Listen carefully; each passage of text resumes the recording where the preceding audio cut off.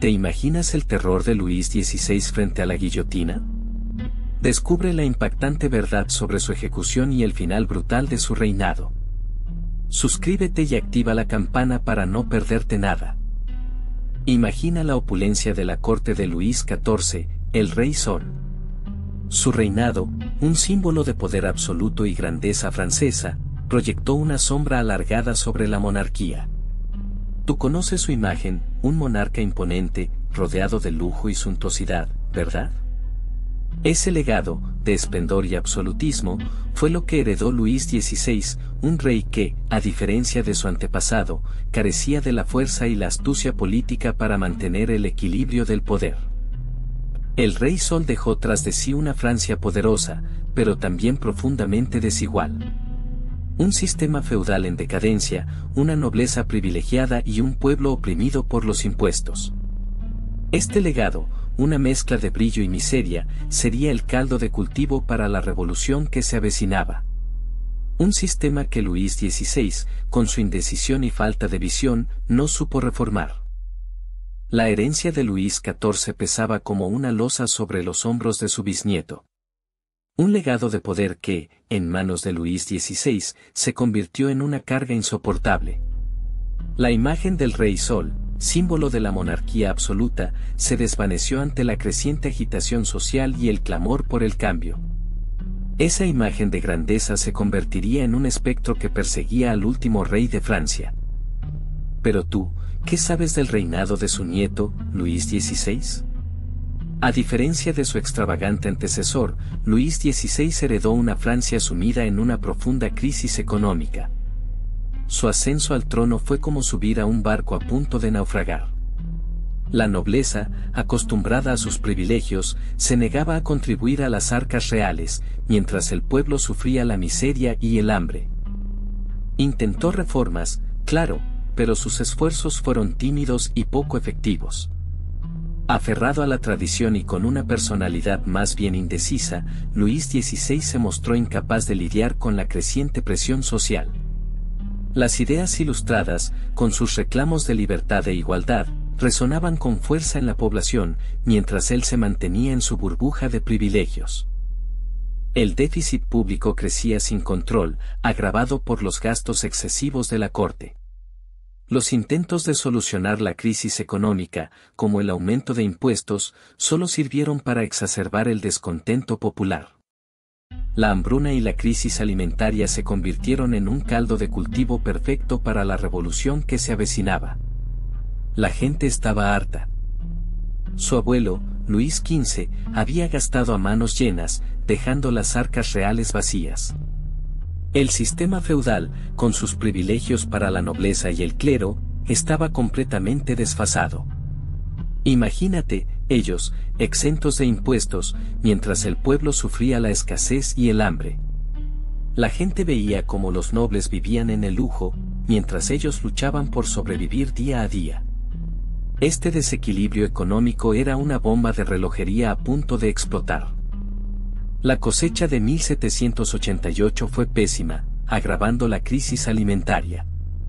El precio del pan se disparó, y los disturbios populares se hicieron cada vez más frecuentes. Recuerda que la mayoría de la población dependía del pan como alimento básico. La falta de este se traducía en hambre, enfermedades y desesperación. Para ellos, era una lucha por la supervivencia, una lucha que el rey, desde su palacio, parecía ignorar. El sistema feudal, con sus estructuras rígidas y su desigualdad extrema, era la raíz del problema.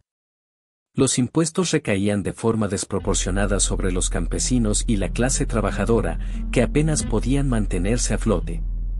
Mientras tanto, la nobleza y el clero, que poseían la mayor parte de la tierra, no contribuían lo suficiente a las arcas reales.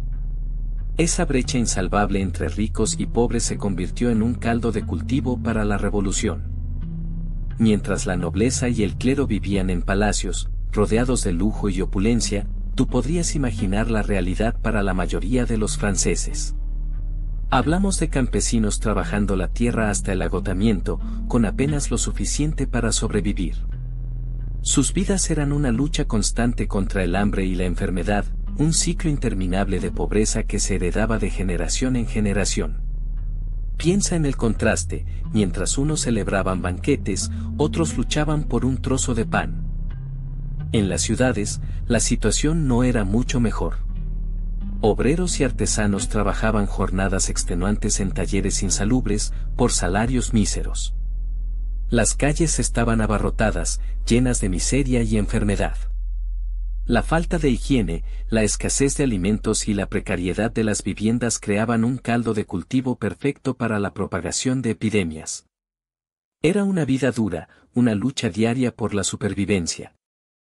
El contraste entre la riqueza desbordante de la corte y la pobreza extrema del pueblo era abismal, una brecha que se hacía cada vez más profunda. Mientras la realeza disfrutaba de fiestas fastuosas y bailes extravagantes, la mayoría de los franceses apenas podían permitirse comer. Esta desigualdad social, esta profunda injusticia, fue la chispa que encendió la mecha de la Revolución Francesa. ¿Te imaginas la frustración y la rabia que debieron sentir? Imagina la Francia del siglo XVIII. Mientras tú sufrías la dureza de la vida campesina, un nuevo tipo de pensamiento comenzaba a florecer. Hablamos de la Ilustración, una corriente intelectual que cuestionaba el orden establecido, la autoridad de la Iglesia y el absolutismo monárquico. Escritores como Voltaire y Rousseau difundían ideas revolucionarias a través de sus obras, sembrando la semilla del cambio en las mentes de muchos. Estas ideas, que promovían la razón, la libertad individual y la igualdad ante la ley, resonaban con fuerza en un pueblo oprimido y hambriento. Tú podrías empezar a entender cómo la desigualdad social y la opresión generaban un caldo de cultivo perfecto para que estas ideas prendieran como la pólvora. La gente empezó a cuestionar el porqué de la opulencia de la nobleza mientras ellos sufrían la miseria. El concepto de soberanía popular, la idea de que el poder reside en el pueblo y no en un rey absoluto, se convirtió en un poderoso motor de cambio. Para ti, que vivías en la pobreza, la promesa de una sociedad más justa y equitativa, donde todos fueran iguales ante la ley, debía sonar como un canto de esperanza en medio de la desesperación. La Ilustración te ofrecía un nuevo horizonte, un futuro diferente al que siempre habías conocido. Pero esas ideas, tan brillantes en teoría, chocaron brutalmente con la realidad de una Francia sumida en la desigualdad. Tú, testigo de la opulencia de la corte de Versalles mientras pasabas hambre, empezaste a sentir la rabia crecer. La monarquía, acostumbrada al lujo y el despilfarro, ignoraba el sufrimiento de su pueblo. Los impuestos caían como una losa sobre los hombros de los campesinos y la clase trabajadora, mientras la nobleza y el clero disfrutaban de privilegios inimaginables. La situación se volvió insostenible. El descontento popular, alimentado por las ideas ilustradas, empezó a organizarse. Tú, quizás sin darte cuenta, formaste parte de ese cambio.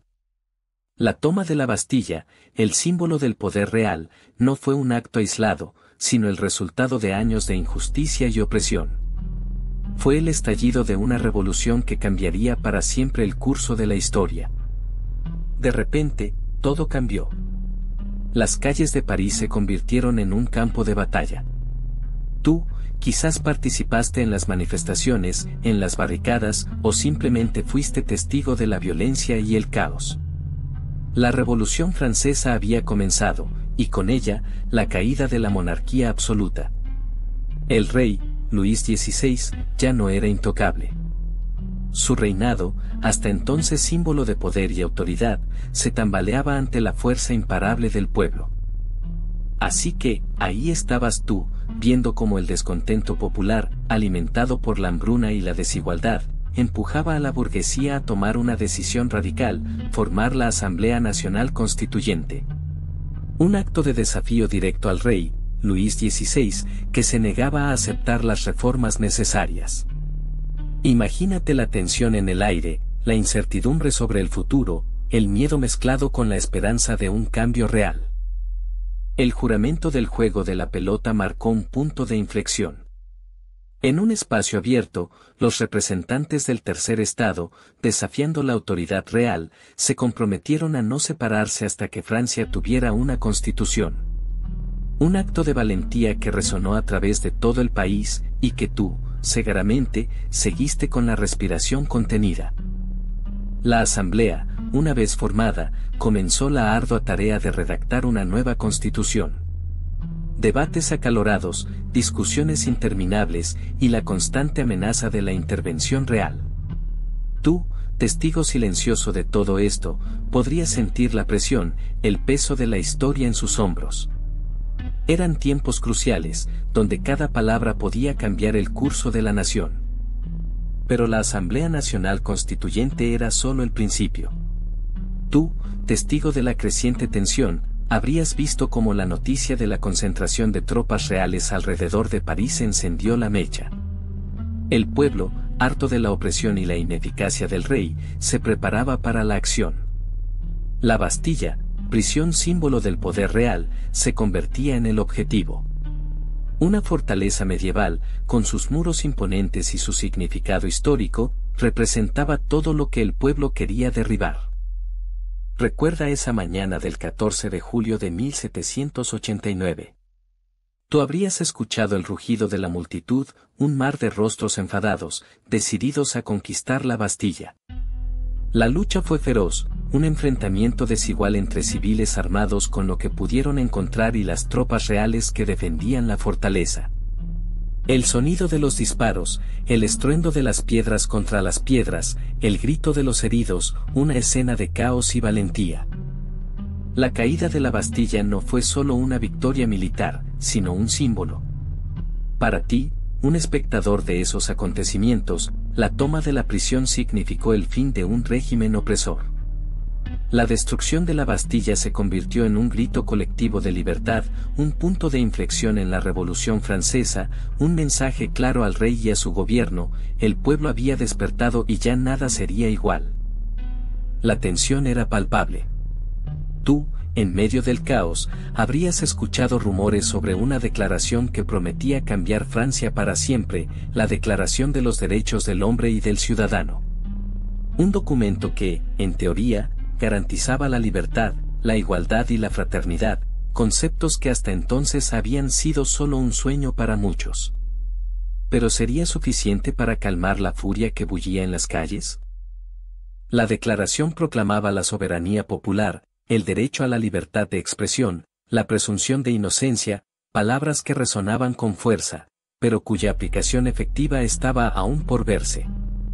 Tú, testigo de primera mano, habrías visto la esperanza en los ojos de algunos, la desconfianza en los de otros. ¿Era realmente el comienzo de una nueva era, o solo una tregua antes de una tormenta aún mayor? Para ti, la declaración representaba un punto de inflexión. Un documento que, aunque idealista, reflejaba la profunda aspiración a la justicia social que latía en el corazón de la revolución. Sin embargo, la realidad era compleja, llena de contradicciones y ambivalencias. La brecha entre la teoría y la práctica sería enorme, y el camino hacia la igualdad y la libertad, mucho más largo y accidentado de lo que imaginabas. Tras la declaración, Francia se adentró en un experimento delicado, la monarquía constitucional. Se trataba de un intento audaz de equilibrar el poder real con las nuevas ideas de libertad e igualdad. Imagina a Luis XVI, a un rey, pero ahora con sus poderes limitados por una Asamblea Nacional elegida por el pueblo. Un rey con la corona, pero sin el control absoluto que había tenido sus antepasados. ¿Funcionaría esta nueva fórmula? La realidad, sin embargo, fue mucho más compleja. El rey, acostumbrado a gobernar sin restricciones, se mostraba reacio a ceder su autoridad. Intentos de huida, conspiraciones en la sombra, y la creciente desconfianza del pueblo fueron minando la frágil estructura de esta nueva monarquía. Tú, en aquel momento, habrías percibido una creciente tensión, una sensación de que la paz era una ilusión efímera. La Asamblea Nacional, por su parte, no estaba exenta de problemas. Dividida en facciones, con debates acalorados y decisiones a menudo contradictorias, se mostraba incapaz de ejercer un control efectivo sobre el rey o de calmar los ánimos de la población. Para ti, el panorama político habría sido un laberinto de intrigas y alianzas cambiantes, donde la incertidumbre reinaba suprema. La monarquía constitucional, en esencia, era un castillo de naipes a punto de derrumbarse. La monarquía constitucional era un frágil equilibrio, y tú sabes que la desconfianza hacia Luis XVI y María Antonieta seguía latente. Para muchos, la familia real representaba el antiguo régimen, un obstáculo para la nueva Francia. Así que, en una noche oscura, envueltos en el secreto, el rey y la reina, junto a sus hijos, decidieron huir. Su destino, Varennes, un pueblo en el noreste del país, desde donde podían buscar refugio y reorganizar sus fuerzas. Imagino la tensión en el carruaje, el silencio roto solo por el traqueteo de las ruedas y los latidos de sus corazones. La idea era cruzar la frontera con Austria, buscando el apoyo de otras monarquías para recuperar su poder. Pero la huida, planeada con sigilo, estaba lejos de ser perfecta. Un descuido, una mala decisión, un simple retraso, podía condenar sus planes. Y así fue. En Varennes, la familia real fue reconocida. La noticia de su fuga se propagó como la pólvora. La esperanza de los monárquicos se desvaneció, mientras que la revolución se fortaleció. La captura de Luis XVI y su familia fue un golpe demoledor para la monarquía, una prueba irrefutable de su falta de confianza en el pueblo francés y un signo inequívoco de su oposición al nuevo orden. Tras Varennes, la confianza en la monarquía se desplomó. La Asamblea Nacional se dividió entre dos facciones, la Gironda, más moderada, y la Montaña, radical y decidida a acabar con el antiguo régimen. Tuviste como los girondinos, defensores de una república constitucional, se enfrentaban a los montañeses, liderados por figuras como Robespierre y Marat, que abogaban por una república más radical y sin concesiones a la monarquía. La Montaña, con su retórica incendiaria y su poderosa influencia en las masas parisinas, ganaba terreno. Sus llamamientos a la virtud republicana y la eliminación de los enemigos de la revolución resonaban con fuerza en un pueblo cansado de la opresión y el hambre. Tú presenciaste cómo la agitación popular, alimentada por la propaganda montañesa, aumentaba la presión sobre la asamblea y la misma monarquía. La Gironda, aunque contaba con el apoyo de algunos sectores de la burguesía, se veía superada por la creciente fuerza de la Montaña. Su moderación, que para algunos era prudencia, para otros era debilidad, les hacía perder terreno en el agitado escenario político. Tú fuiste testigo de cómo la creciente radicalización de la Revolución Francesa dejaba a la Gironda cada vez más aislada y vulnerable ante el avance implacable de sus oponentes. Tras Varennes, la situación se volvió crítica. La declaración de guerra de Austria y Prusia, en apoyo de la monarquía, no hizo más que radicalizar aún más a la Asamblea. Tú te preguntarás, ¿por qué se atrevieron a declarar la guerra a Francia? Pues bien, las potencias europeas veían con terror la expansión de las ideas revolucionarias, amenazando el orden establecido y sus propios privilegios. La amenaza a la monarquía francesa era una amenaza a su propia existencia. Imagina la presión sobre Luis XVI. Acusado de traición por su huida y ahora enfrentando una guerra contra las grandes potencias europeas, su posición se volvió insostenible. El ejército francés, desmoralizado y dividido, no ofrecía garantías de victoria. La guerra se convirtió en un factor determinante en la caída del rey, ya que sus acciones, o mejor dicho, la falta de ellas, durante el conflicto, fueron interpretadas como una clara muestra de su incapacidad para liderar. La guerra se convirtió en una lucha por la supervivencia de la revolución misma. La amenaza exterior fortaleció a los sectores más radicales, que veían en la guerra una oportunidad para purgar a los contrarrevolucionarios y consolidar su poder. Para ti, la guerra no fue solo un conflicto militar, sino una lucha ideológica que definió el destino de Francia y, de cierta forma, el de Europa. Tras Varennes, la guillotina se cernía como una sombra. ¿Te imaginas la tensión? El juicio de Luis XVI se convirtió en un espectáculo macabro, un circo político donde la suerte del rey se debatía entre la lealtad a la monarquía y el fervor revolucionario. El proceso fue una farsa, una pantomima para la historia. Los revolucionarios más radicales querían su cabeza, mientras que otros abogaban por un exilio o una condena menos drástica. Pero la opinión pública, inflamada por la propaganda y el miedo, pedía sangre. La acusación fue contundente: traición a la nación. Se le acusaba de conspirar contra la revolución, de financiar a sus enemigos y de obstaculizar el progreso de la nación. Tú mismo te preguntarás si era justo. Las pruebas eran débiles, basadas en rumores y sospechas, pero la atmósfera enrarecida de la época no permitía la objetividad. Los testimonios de los testigos fueron manipulados, o directamente inventados para alimentar el odio popular contra el monarca. El juicio se convirtió en un teatro de la crueldad. El abogado defensor, aunque intentó defender al rey con argumentos sólidos, se enfrentó a una audiencia hostil y a un tribunal parcial. Su voz se perdía en el clamor de la multitud que pedía venganza. La sentencia estaba prácticamente escrita antes de que comenzara el juicio. La condena a muerte de Luis XVI, dictada por una mayoría ajustada, selló su destino.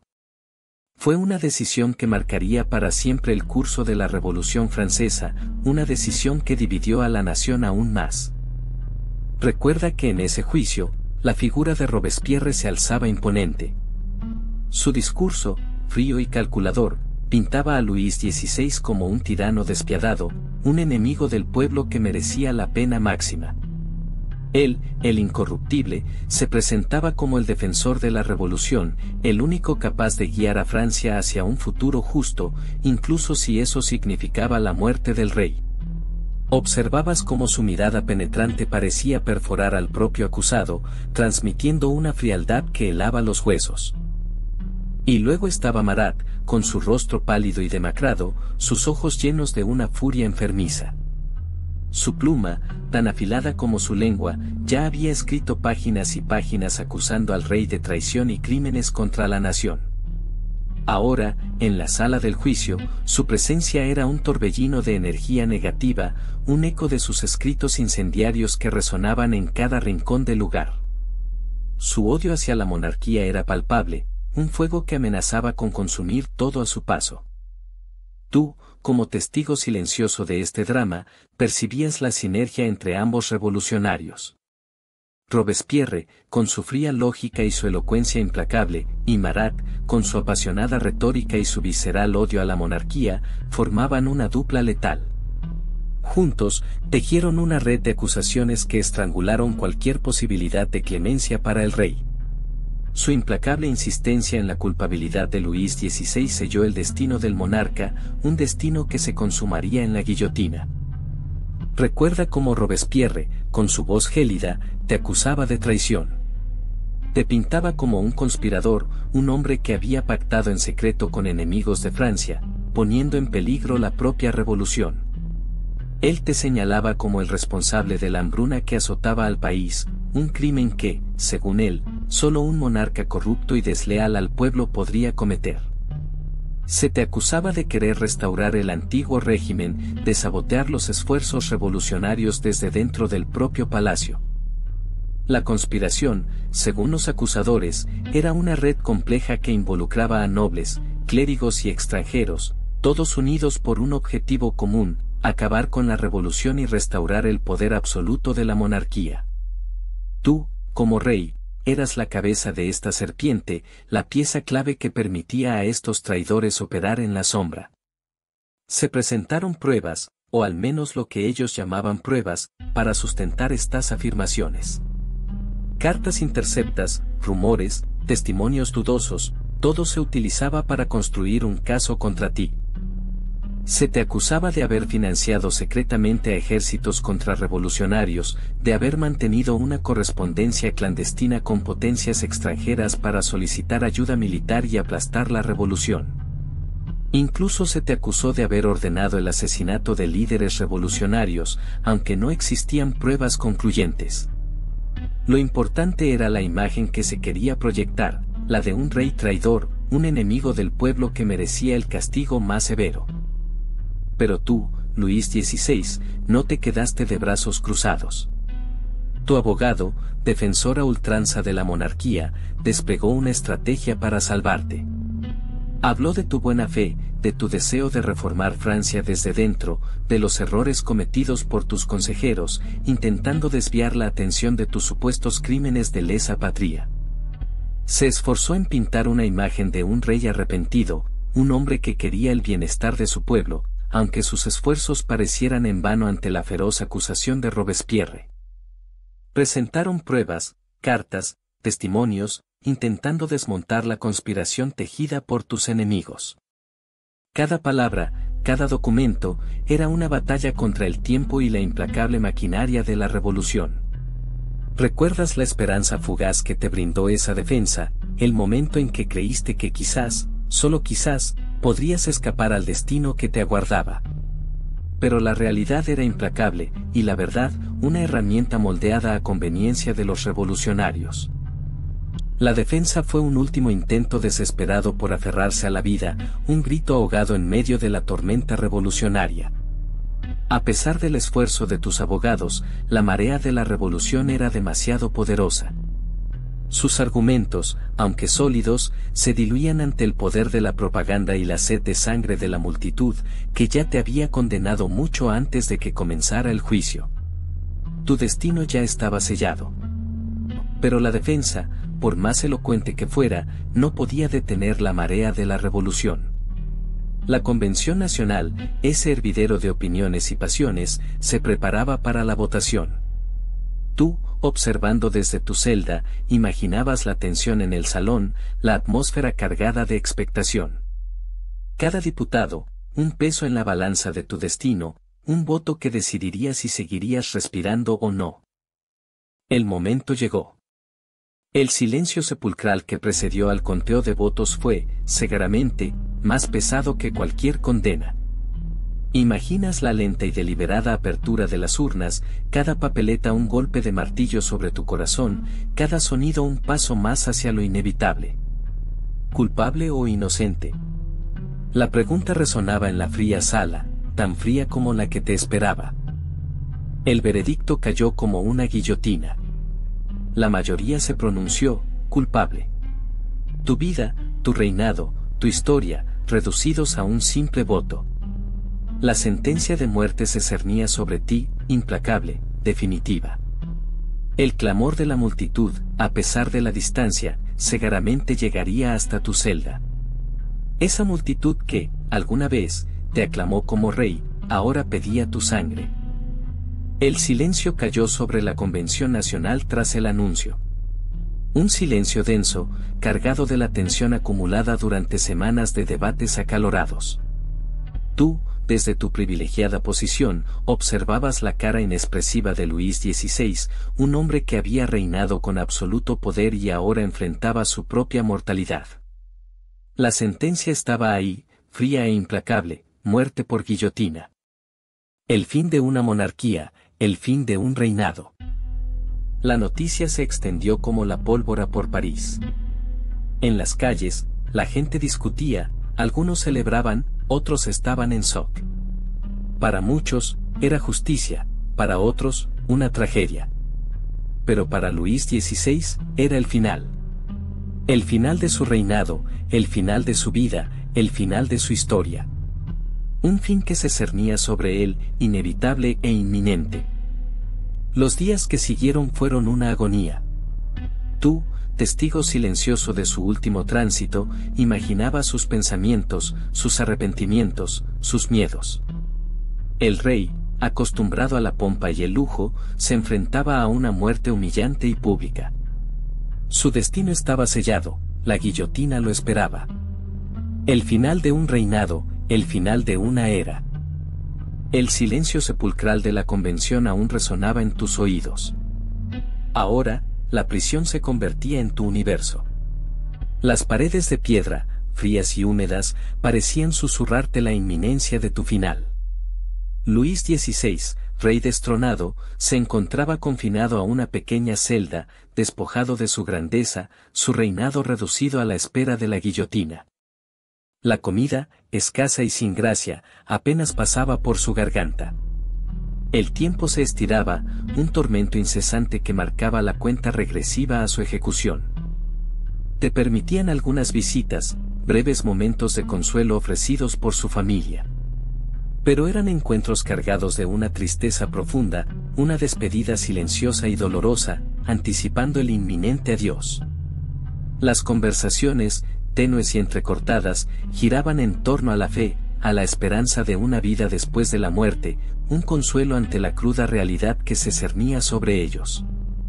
Cada palabra, cada mirada, se convertía en un tesoro invaluable en esos días oscuros. La noche antes de la ejecución, la calma antes de la tormenta. Tú lo viste, preparándose para lo inevitable. No hubo rabia, ni desesperación, solo una resignación profunda. Se vistió con sencillez, una vestimenta sobria que contrastaba con la opulencia de su pasado. Rezaba, buscando consuelo en su fe, mientras la fría brisa nocturna se colaba por las rendijas de la ventana, presagio de la fría cuchilla que esperaba al amanecer. El frío te calaba hasta los huesos. Te despojaron de tus ropas reales, sustituyéndolas por una simple camisa blanca, símbolo de la humillación pública que se avecinaba. Te ataron las manos a la espalda con una cuerda tosca, sintiendo la presión fría de la soga contra tu piel. El silencio era denso, roto solo por el chirrido de la madera del carro que te esperaba.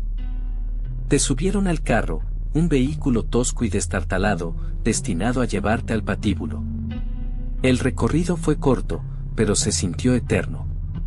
La multitud, un mar de rostros hostiles y enfurecidos, te rodeaba, sus gritos y murmullos te llegaban como un eco ensordecedor. El peso de la muerte se hacía cada vez más tangible. En la plaza, la guillotina te esperaba impasible, una máquina fría y eficiente, lista para llevar a cabo su macabra tarea. El verdugo, un hombre silencioso y sombrío, se acercaba a ti, sus movimientos precisos y sin emoción, preparando la escena final de tu vida. El aire estaba cargado de una tensión palpable, un silencio sepulcral previo al golpe final. Te condujeron por las calles de París, entre una multitud inmensa y silenciosa. El silencio era más aterrador que cualquier grito. Cada paso era un peso más en tu alma, cada mirada un juicio implacable. La camisa blanca, húmeda por el frío y el sudor, se pegaba a tu piel. Sentías la presión de las cuerdas en tus muñecas, un recordatorio constante de tu destino ineludible. El carro, una macabra carroza, te esperaba al final de este calvario. Subiste al carro, el traqueteo de las ruedas sobre el adoquín resonaba en tus oídos como un latido fúnebre. El aire gélido te azotaba el rostro. A tu alrededor, las miradas eran una mezcla de odio, curiosidad y, quizás, una pizca de compasión. Pero tu mirada estaba fija en el horizonte, buscando una escapatoria, una respuesta, algo que pudiera cambiar el curso inevitable de tu terrible viaje. El recorrido fue corto, pero se sintió eterno. Cada bache, cada ruido, cada suspiro de la multitud parecía amplificarse en tu mente, convirtiéndose en un eco ensordecedor de tu propia mortalidad. El destino se acercaba, inexorable, implacable. La guillotina, una silueta oscura en la distancia, se materializaba lentamente, esperando su víctima. El final estaba a la vista. La plaza estaba atestada. Un silencio sepulcral te envolvió, un silencio tan denso que casi podías tocarlo. Sentías el peso de miles de ojos sobre ti, aunque muchos rostros quedaban ocultos tras la multitud. El patíbulo, una macabra estructura de madera, se erguía imponente, proyectando su sombra sobre ti. Era el final. El frío acero de la guillotina te miraba, fría e indiferente, esperando. Te subieron a la plataforma. El sonido de tus pies sobre la madera resonó con una claridad inquietante. La mirada de los verdugos era impasible, profesional. No había piedad en sus ojos, solo la fría eficiencia de su tarea. Sentías el viento en tu rostro, la última ráfaga de aire libre antes de la oscuridad. Un último suspiro antes del fin. El ruido sordo de la cuchilla cortando el aire fue casi imperceptible. Un instante eterno, un silencio que se prolongó durante una eternidad. Luego, el silencio absoluto. La multitud permaneció inmóvil, como petrificada por el horror, por el peso del momento histórico que acababa de presenciar. El rey había caído. El fin de una era. Entonces, lo viste. El hacha cayó. Un gemido, casi imperceptible al principio, se elevó de la multitud, un susurro que creció hasta convertirse en un rugido ensordecedor. Algunos gritaban, otros lloraban, un torrente de emociones contradictorias. Tú, perdido en medio de la multitud, sentías el peso de la historia, la carga de la revolución, en la intensidad de esos momentos. El júbilo era palpable, una explosión de alegría contenida durante años. Los gritos de «Viva la República» se mezclaban con los lamentos de quienes veían en la ejecución no una victoria, sino un acto de barbarie. La plaza era un mar de rostros, una mezcla de celebración frenética y silencioso horror, un testimonio de la fragilidad de la vida y la complejidad de la revolución. De repente, un grito desgarrador te sobresaltó. Una mujer, con el rostro convulso por el dolor, gritaba desconsolada, maldiciendo a la revolución y a sus líderes. Su desesperación contrastaba brutalmente con los cánticos de victoria que resonaban a su alrededor. En ese instante, la delgada línea entre la celebración y el terror se difuminó, dejando solo la cruda realidad de la violencia y la pérdida. El silencio que siguió al golpe fue casi más aterrador que el grito. Un silencio pesado, cargado de la incredulidad de miles de testigos. Para muchos, la ejecución de Luis XVI no fue solo el fin de un rey, sino el fin de un orden. Tú mismo podrías sentir el cambio en el aire, una expectativa palpable de lo que vendría después. Una nueva era de paz, o un baño de sangre aún mayor. En los días posteriores, París se convirtió en un hervidero de rumores y especulaciones. La monarquía había caído, sí, pero ¿qué surgía en su lugar? La incertidumbre era la reina ahora, más poderosa que cualquier rey o reina.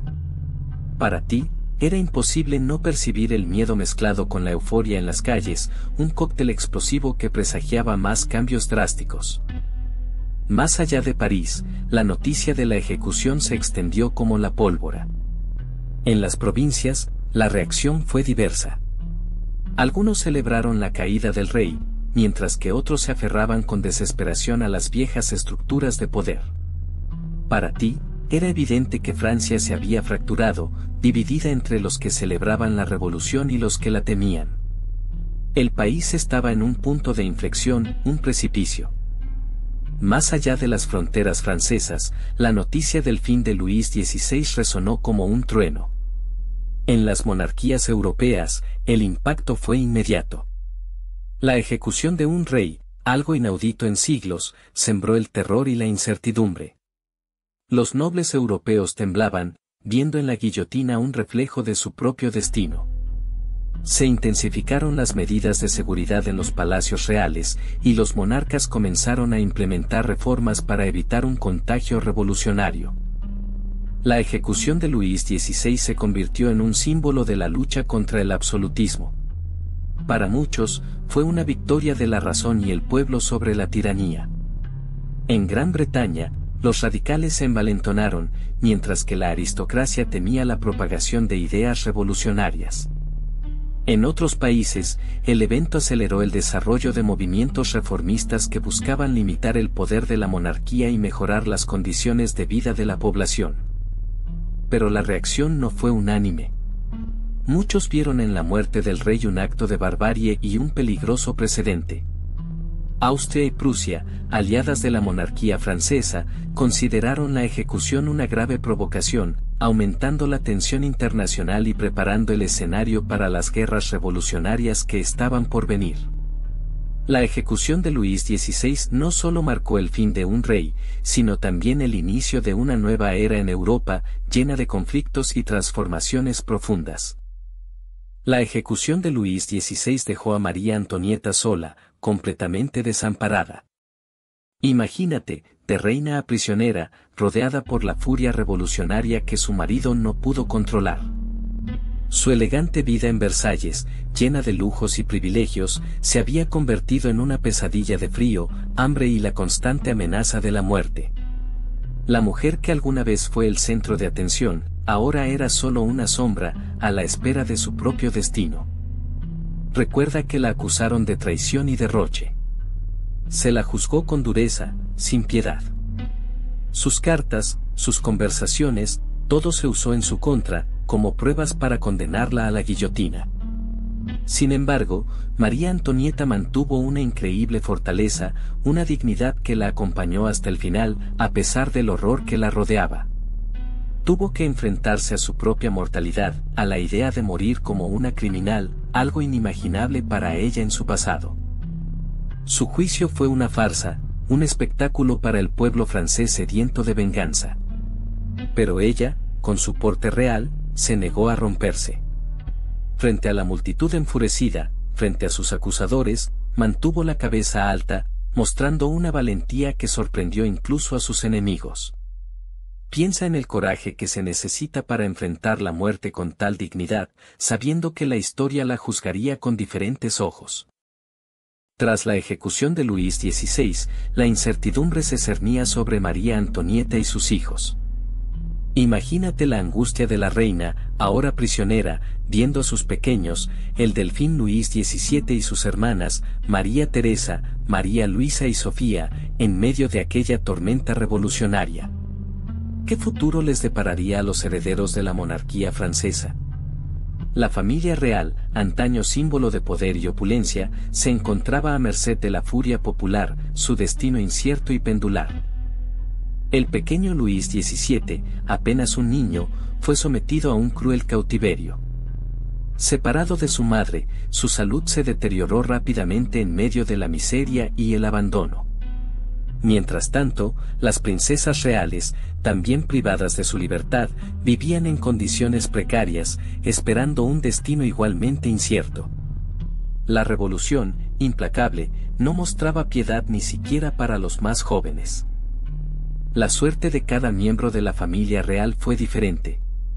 María Antonieta, tras un juicio injusto, también fue ejecutada, sellando el trágico final de la monarquía francesa. Sus hijas, por su parte, fueron llevadas al extranjero, lejos del torbellino revolucionario. El destino del pequeño Luis XVII fue aún más cruel, murió joven, víctima de la enfermedad y la negligencia en prisión, sin nunca recuperar su libertad ni su título. Piensa en el legado de Luis XVI.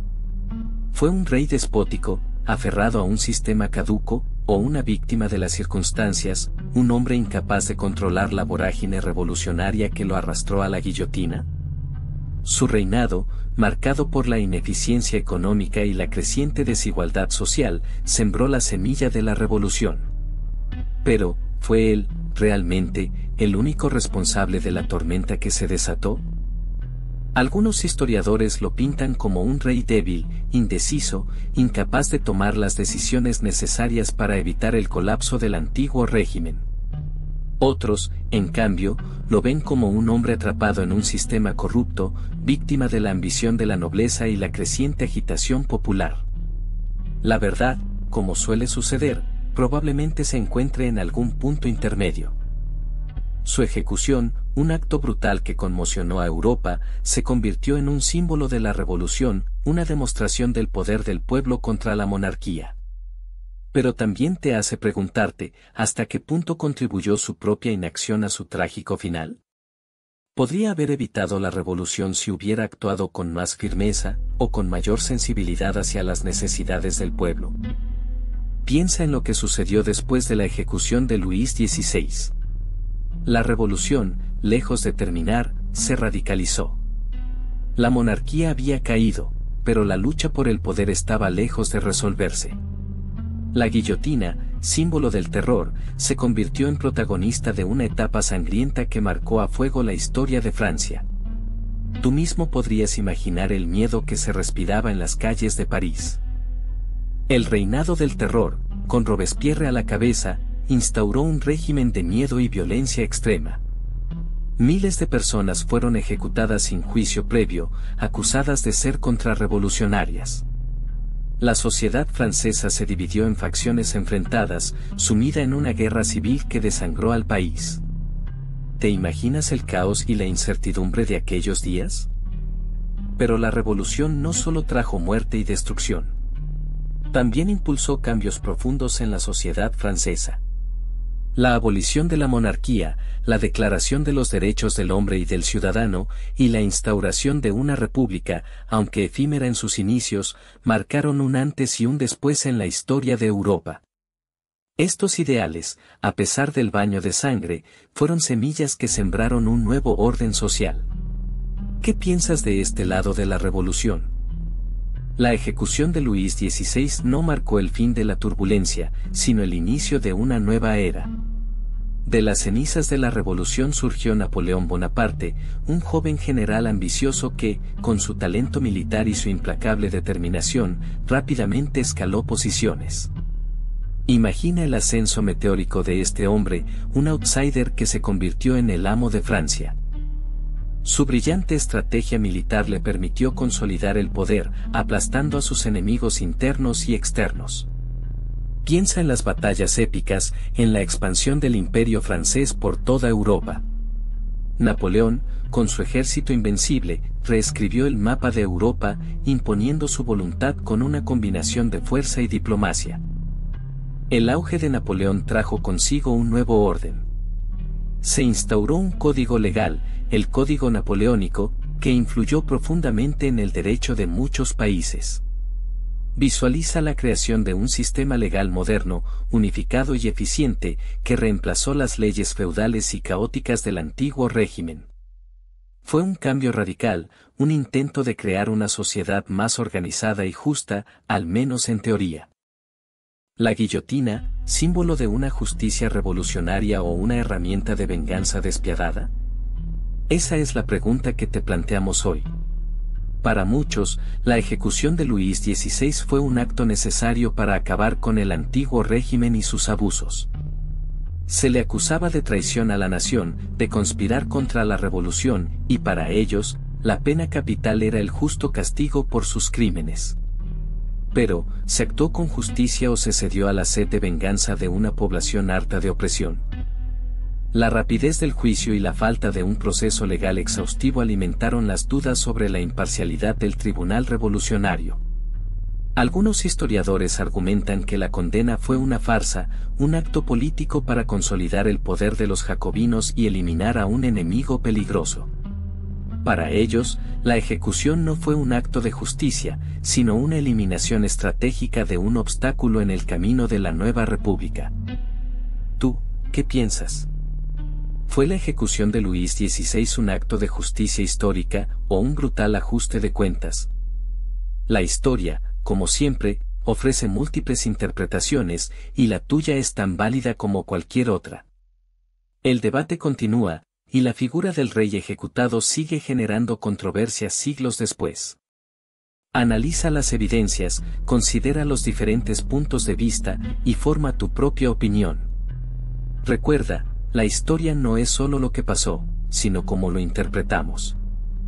¿Pero qué hacía tan impactante la guillotina? Su aparente eficiencia ocultaba un simbolismo poderoso. Para la revolución, no se trataba solo de ejecutar a un rey, sino de demostrar que la muerte era igual para todos, incluso para aquellos que se consideraban por encima de la ley. La guillotina, con su mecanismo implacable, se convertía en el gran nivelador, un símbolo de la igualdad ante la muerte, un concepto radical en una sociedad tan jerarquizada como la francesa del antiguo régimen. Imagina la escena, la multitud expectante, la tensión palpable en el aire. El rey, despojado de su corona y de sus privilegios, se somete al mismo destino que cualquier otro ciudadano. No hay distinción, no hay favoritismo. La guillotina, con su fría precisión, se encargaba de borrar las diferencias sociales, al menos en ese instante final. Era una declaración visual, un mensaje contundente para todos aquellos que creían en la superioridad de la nobleza. La ejecución de Luis XVI, vista a través del prisma de la guillotina, se convirtió en una poderosa metáfora de la revolución misma, un violento pero necesario desmantelamiento del antiguo orden. La imagen del monarca, cabeza cercenada, yaciendo junto a la plebe, se grabó en la memoria colectiva, un recordatorio brutal de la nueva era de igualdad, o al menos, de la promesa de igualdad, que la Revolución Francesa pretendía instaurar. Un sueño que, como sabemos, tuvo un final complejo y contradictorio. Tras su muerte, la figura de Luis XVI se transformó. Para muchos, se convirtió en un mártir, un rey injustamente acusado y ejecutado. Se tejen historias sobre su valentía en la guillotina, sobre una mirada desafiante que desafiaba a la revolución. Recuerda que, para unos, su ejecución fue un acto necesario para la libertad, mientras que para otros fue un crimen atroz. Otras leyendas hablan de su supuesta huida milagrosa, de un doble que murió en su lugar. ¿Te imaginas? Un Luis XVI que vive en secreto, observando la Francia que lo condenó. Se dice que su fantasma aún ronda el Palacio de Versalles, recordando una época de esplendor y poder, un eco del pasado que se niega a desaparecer. Esos son solo rumores, claro. También hay quienes dicen que escondió un tesoro inmenso antes de ser capturado, un tesoro que permanece oculto hasta el día de hoy, esperando ser encontrado. La búsqueda de este tesoro mítico es una leyenda que alimenta la fascinación por el último rey de Francia. ¿Te imaginas tú encontrándolo? Pero, ¿cómo se comparaba su ejecución con la de otros monarcas? Piensa en la decapitación de Carlos I de Inglaterra, un evento que, aunque brutal, se llevó a cabo con cierta formalidad. Había una teatralidad en el proceso, un ritual casi, que contrastaba con la cruda eficiencia de la guillotina. La muerte de Luis XVI, en cambio, fue rápida y, para muchos en su época, impersonal. Se eliminaba al rey, sin la pompa y circunstancia de un juicio largo y público, solo el frío filo de la máquina. A diferencia de otros reyes ejecutados, a Luis XVI se le negó un entierro digno. Su cuerpo, sin los honores propios de su rango, fue arrojado a una fosa común. Imagina la diferencia con el funeral de Estado que recibió, por ejemplo, María Estuardo, a pesar de su trágico destino. Su muerte, aunque violenta, se enmarcó en un contexto religioso y político que le otorgó un aura de mártir. La de Luis XVI, en cambio, fue un acto puramente revolucionario, despojado de cualquier ritual que pudiera mitigar su crudeza. Incluso comparándolo con otras ejecuciones durante la Revolución Francesa, la de Luis XVI tenía sus peculiaridades. Si bien la guillotina se convirtió en un símbolo de la época, la ejecución del rey fue un evento con una carga simbólica mucho mayor. Era el fin de la monarquía absoluta, un golpe certero al antiguo régimen. Observa cómo, a diferencia de otras ejecuciones más anónimas, esta resonó en toda Europa y el mundo, marcando un antes y un después en la historia. Pero la ejecución de Luis XVI no fue solo un hecho histórico, se convirtió en un lienzo para la representación artística. Imagina las pinturas que surgieron después, el rey, con su rostro sereno o quizás lleno de terror, frente a la guillotina. Artistas de la época, y muchos después, intentaron capturar la intensidad de ese momento, la mezcla de violencia y simbolismo que lo definía. ¿Cómo crees que lo representaron? Algunos artistas se enfocaron en la multitud, en la mezcla de rostros, entre la euforia revolucionaria y la curiosidad morbosa. Otros, en cambio, se centraron en la propia guillotina, ese instrumento de muerte que se convirtió en un símbolo de la revolución. Piensa en los detalles, la madera oscura y pulida, el brillo metálico de la hoja, la sangre que cegaramente manchó el suelo. Las representaciones artísticas no solo muestran la escena misma, sino también la interpretación que cada artista hacía del evento. ¿Cómo crees que influyó el contexto político del momento en la forma en que se representaba la muerte del rey? ¿Era una glorificación de la revolución, una condena del acto, o algo más complejo? Piensa en el impacto que tuvo ver al rey, símbolo de poder y autoridad, morir de esa manera. Para muchos, fue un golpe devastador a la creencia en la monarquía y en el orden establecido. Imagina la incertidumbre que debió causar, la sensación de que todo podía cambiar, de que las reglas del juego habían sido radicalmente alteradas. El miedo, la inseguridad, la confusión. Todo eso se apoderó de la sociedad francesa. La ejecución de Luis XVI no solo fue un evento político, fue un trauma colectivo. Esa imagen, grabada en la memoria de miles de personas, se convirtió en un potente símbolo de la violencia y el cambio radical. Para los partidarios de la monarquía, fue una herida profunda, una pérdida que marcó el fin de una era. Y esa herida influyó en la manera como se concebía el poder, la legitimidad y la justicia en los años posteriores. Incluso para aquellos que celebraban la caída del rey, la ejecución tuvo un impacto psicológico. La violencia extrema, la ruptura del orden social, la inestabilidad política, todo eso generó un clima de miedo y desconfianza. El triunfo de la revolución se mezclaba con la incertidumbre sobre el futuro, una incertidumbre que marcó profundamente la psiquis colectiva. Se abría una nueva era, pero con un precio psicológico muy alto. Imagina, por un instante, el eco de aquel hachazo resonando a través de los siglos. La ejecución de Luis XVI no fue solo un evento histórico, marcó un antes y un después en la forma en que percibimos el poder, la justicia y la revolución. Su muerte, presenciada por miles, se convirtió en un símbolo, un punto de inflexión que aún hoy alimenta debates sobre la legitimidad del poder y la naturaleza de la violencia revolucionaria.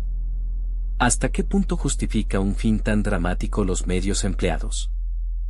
Piensa en las obras de arte, las películas, los libros, cuántas veces se ha recreado, interpretado y debatido la ejecución de Luis XVI. Se ha convertido en un icono cultural, un referente obligado para analizar el fin de las monarquías absolutas y el nacimiento de las democracias modernas, aunque con sus sombras.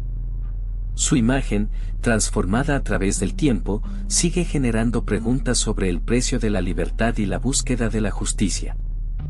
¿Y tú, qué piensas?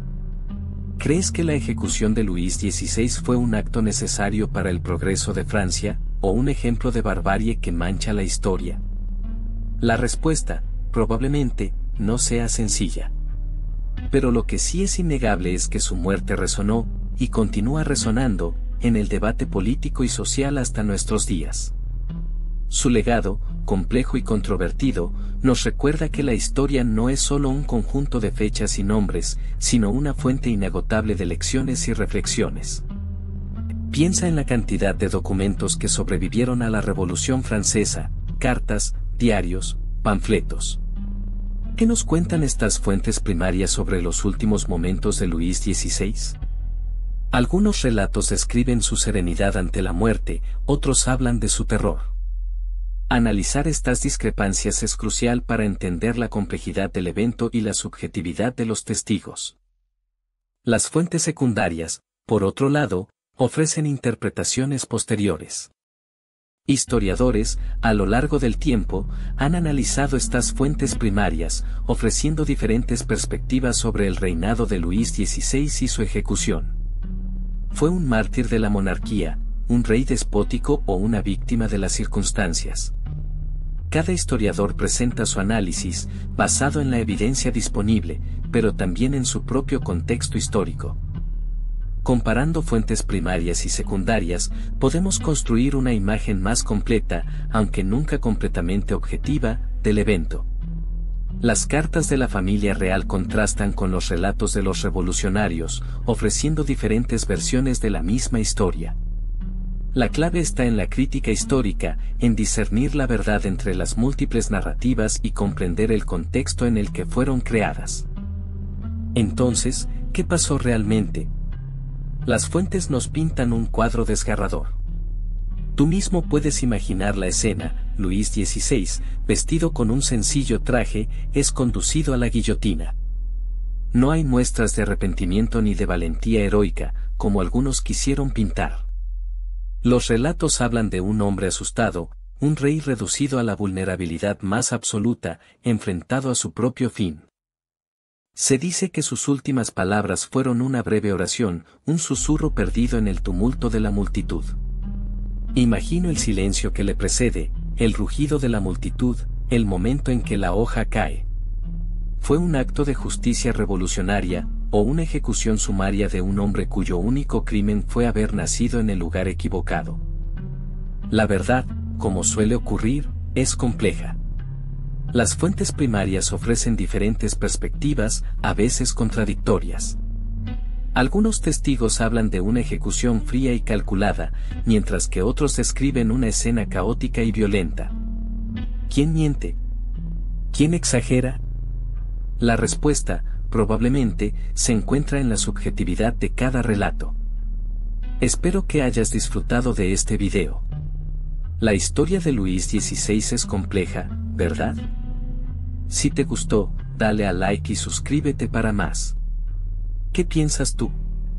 Déjalo en los comentarios.